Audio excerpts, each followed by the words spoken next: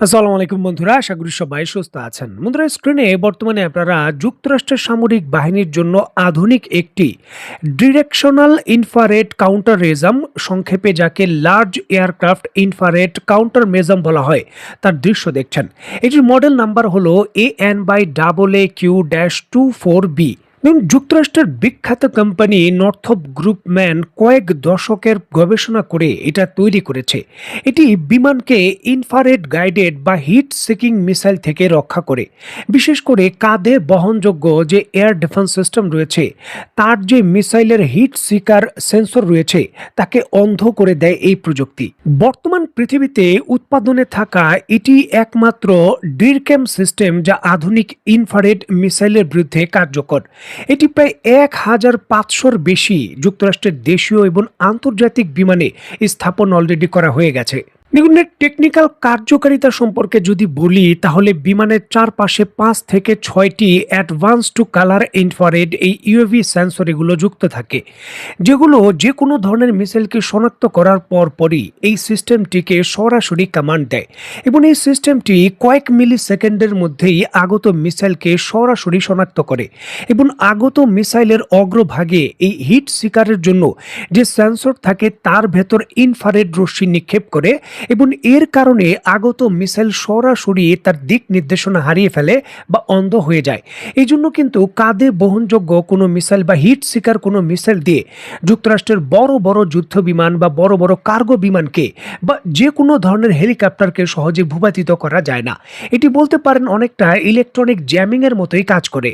দেখুন, কোনো সন্দেহ নেই এটি অত্যন্ত সংবেদনশীল প্রযুক্তি। বিশেষ করে ইউএস এয়ারফোর্সের জন্য এটি খুবই গুরুত্বপূর্ণ।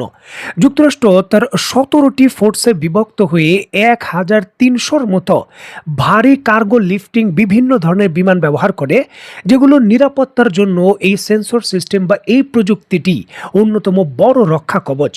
যদি কোনোভাবে এই প্রযুক্তি ইরানের হাতে পড়ে যায় বা ইরানের মাধ্যমে রাশিয়া এবং চীনের কাছে চলে যায়, তাহলে কয়েক দশকের গবেষণা যুক্তরাষ্ট্রের তো যাবেই, এর সঙ্গে সঙ্গে তাদের বিশাল যে কার্গো লিফটিং যে বহর রয়েছে সম্পূর্ণভাবে অনিরাপদ হয়ে যাবে। হেলিকপ্টারগুলো, ব্ল্যাক হকের মতো হেলিকপ্টার বা অ্যাপাচি হেলিকপ্টারগুলো আরও অনিরাপদ হয়ে যাবে।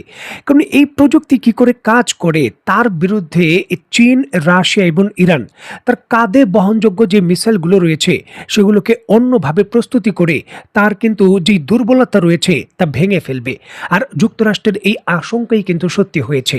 এই প্রযুক্তি ইস্পাহানের ভেতর মিশন পরিচালনা করার সময় অক্ষত অবস্থায় ইরানের হাতে পৌঁছে গেছে। ইরানের প্রকাশিত যেই ছবিটি রয়েছে স্ক্রিনে নিশ্চয়ই আপনারা দেখতে পাচ্ছেন, কিছুদিন পূর্বে ইস্পাহানে পাইলট উদ্ধারের জন্য যে মিশন পরিচালনা করেছিল যুক্তরাষ্ট্র, সেখানে তাদের C-130 বিমান থেকে এটি অনেকটা অক্ষত অবস্থায় ইরানের হাতে পৌঁছে গেছে। যদিও যুক্তরাষ্ট্র তার নিজস্ব বিমানগুলোকে ধ্বংস করেছিল যাতে ক্রিটিক্যাল কোনো প্রযুক্তি ইরানের হাতে না পড়ে, তবে তাদের এই প্রচেষ্টা পুরোপুরিভাবে সফল হয়নি। কারণ এই অত্যন্ত গুরুত্বপূর্ণ সংবেদনশীল প্রযুক্তিটি সরাসরি ইরানের হাতে পৌঁছে গেছে, এবং ইরান এখন এটির রিভার্স ইঞ্জিনিয়ারিং নিজেরাও করবে, চীন এবং রাশিয়াকেও হয়তো পৌঁছে দেবে।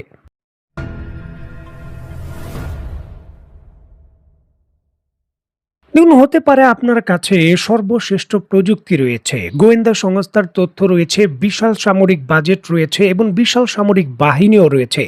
তবে এত কিছু থাকার পরও সকল ক্ষেত্রে যুদ্ধে আপনি আপনার কাঙ্ক্ষিত যে চাওয়া রয়েছে, সাফল্য রয়েছে, সেটা পাবেন, তার কোনো গ্যারান্টি নেই। ইরানের বিরুদ্ধে যুক্তরাষ্ট্রের আক্রমণের এই ডিসিশন যুক্তরাষ্ট্রকে যেন বারবার স্মরণ করিয়ে দিচ্ছে যে তারা কতটুকু পেল বা কতটুকু হারালো। দেখুন, প্রযুক্তিগতভাবে বহু কিছু এই যুদ্ধে যুক্তরাষ্ট্র হারিয়েছে, এর সঙ্গে সঙ্গে তাদের যে প্রভাব বলয় সেখানেও কিন্তু বড় ধরনের চির ধরেছে। তাদের প্রভাব বলয়ে থাকা দেশগুলো এখন চীনের দিকে ধাবিত হচ্ছে। অত্যন্ত গুরুত্বপূর্ণ এই বিষয়টিকে কেন্দ্র করে সংযুক্ত আরব আমিরাতের পররাষ্ট্র নীতিতে নতুন মোড়ের ইঙ্গিত দিচ্ছে আবুধাবির ক্রাউন প্রিন্স শেখ খালেদ বিন মোহাম্মদ বিন জায়েদ আল নাহিয়ানের রিসেন্টলি চীন সফর। বিশ্লেষকদের মতে এই সফর শুধু দ্বিপাক্ষিক সম্পর্ক জোরদারের অংশ নয়, বরং বৈশ্বিক শক্তির ভারসাম্যের পরিবর্তনের প্রেক্ষাপটে আরব আমিরাতের কৌশলগত অবস্থান পুনর্নির্ধারণের অংশও হতে পারে। বিশেষ করে যুক্তরাষ্ট্রের সঙ্গে ঐতিহ্যগত ঘনিষ্ঠ সম্পর্ক বজায় রেখে চীনের দিকে ঝুঁকি পড়ার স্পষ্ট ইঙ্গিত কিন্তু তারা দিচ্ছে। দেখুন, মধ্যপ্রাচ্যের যুদ্ধকালীন পরিস্থিতিতে আবুধাবির এই ক্রাউন প্রিন্সের হঠাৎ করে চীন সফর যুক্তরাষ্ট্রের যে বিশ্বব্যাপী বিশেষ করে মধ্যপ্রাচ্যে তাদের যে আধিপত্য রয়েছে সেখানে সরাসরি চ্যালেঞ্জ ছুড়ে দিয়েছে। দেখুন, চীন এখন অন্যতম বড় ফ্যাক্টর, বিশেষ করে ইরানের হামলা থেকে মধ্যপ্রাচ্যের দেশগুলোকে স্বস্তি দেওয়া বা যে কোনো ধরনের আপোষ করার ক্ষেত্রে মধ্যপ্রাচ্যের দেশগুলো কিন্তু এখন চীনকে খুবই গুরুত্বপূর্ণ ভাবছে। বিশেষ করে চীনা প্রযুক্তিগুলো যুক্তরাষ্ট্রের বিশাল প্রযুক্তিগত সম্ভারের বিরুদ্ধে যেই ধরনের পারফরমেন্স দেখিয়েছে মধ্যপ্রাচ্যের যুদ্ধে, এটাও কিন্তু এই দেশগুলোকে আকৃষ্ট করছে। দেখুন, যুক্তরাষ্ট্র বিলিয়ন বিলিয়ন ডলার বিনিয়োগ করেছিল মধ্যপ্রাচ্যের বিভিন্ন দেশে। মধ্যপ্রাচ্যের দেশগুলোও কিন্তু যুক্তরাষ্ট্রের অস্ত্র ক্রয় করে নিজেদের নিরাপত্তা নিশ্চিত করার গ্যারান্টি হিসাবে বহু ধরনের সমরাস্ত্র ব্যবহার করেছিল। তবে ইরানের সাধারণ ড্রোনগুলোও সেই প্রভাব বলয় ভেঙে দিয়ে যুক্তরাষ্ট্রের রাডার সিস্টেম এবং এই সকল দেশের অবকাঠামোগত ক্ষতি করেছে। যেখানে চীনা কিল চেইনগুলো যুক্তরাষ্ট্রের F-35 যুদ্ধ বিমান এবং অন্যান্য যুদ্ধ বিমানের বিরুদ্ধেও কার্যকর ভূমিকা পালন করতে পেরেছে, তার কিন্তু বিভিন্ন ধরনের দৃষ্টান্ত দাবি ইরানের পক্ষ থেকে তোলা হয়েছে এবং বিভিন্ন সংবাদ মাধ্যমও এর নিশ্চয়তা প্রদান করেছে।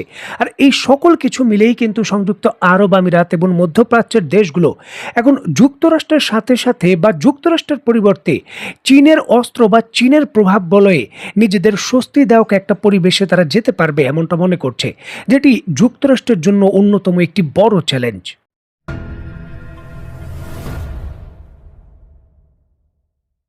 দেখুন, একদিকে যখন সংযুক্ত আরব আমিরাত চীনের সঙ্গে সম্পর্ক বৃদ্ধির জন্য তোড়জোড় শুরু করেছে, ঠিক এমতো অবস্থায় সৌদি আরবের মতো দেশ মধ্যপ্রাচ্যে বড় ঝড়ের আশঙ্কায় বা আরও বড় যুদ্ধ ইরানের সঙ্গে হবে এমন আশঙ্কায় পাকিস্তানের সঙ্গে তার যে সামরিক চুক্তি রয়েছে ন্যাটো স্টাইলে তা অ্যাক্টিভ করে দিয়েছে।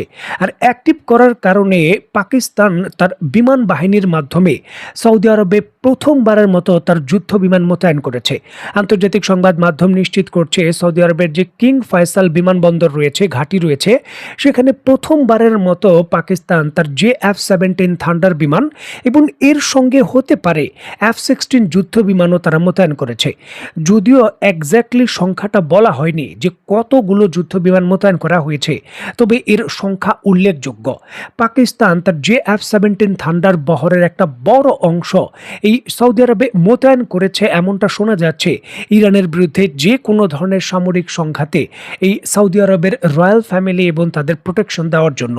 এক্ষেত্রে আন্তর্জাতিক বিভিন্ন সংবাদ মাধ্যম এটাও দাবি করছে যে সৌদি আরবের পূর্ব প্রান্তে এই পাকিস্তান সামরিক বাহিনীর অন্তত 10 থেকে 13,000 সেনা মোতায়েন ধাপে ধাপে হচ্ছে বা হয়ে গেছে। এখন পাকিস্তান সরাসরি ইনভলভ হয়ে গেছে এই মধ্যপ্রাচ্যের সৌদি আরবকে কেন্দ্র করে নতুন যে টেনশন তৈরি হয়েছে সেখানে। প্রশ্ন হলো যে পাকিস্তানের এই অবস্থানে থাকার পর এখন কি ইরান মধ্যস্থতাকারী দেশ হিসাবে পাকিস্তানকে মেনে নেবে বা পাকিস্তানের নতুন যুক্তরাষ্ট্রের সঙ্গে বৈঠক করবে? দেখার বিষয়ে আসলে কোথাকার পানি কোথায় যায়। তো বন্ধুরা, আজকের মতো বিদায়, নতুন কোনো ভিডিও নিয়ে আবার দেখা হবে। সে পর্যন্ত সবাই ভালো থাকবেন, সুস্থ থাকবেন এবং বাংলাদেশকে ভালোবাসবেন। আল্লাহ হাফেজ।